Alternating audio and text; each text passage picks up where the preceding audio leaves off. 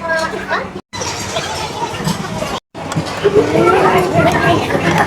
ng food.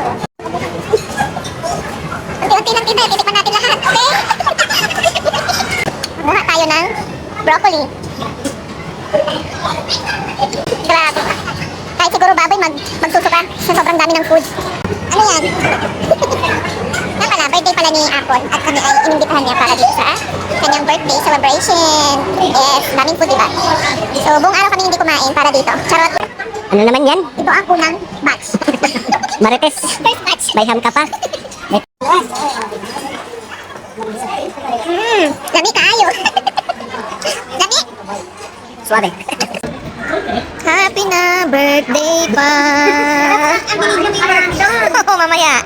First batch pa nga lang to eh. Mamaya pa yung second batch. Second batch. Mamaya mo lang. Ha? Third batch. Third batch na to. Yan. Ikaw, pang ilan mo na yan?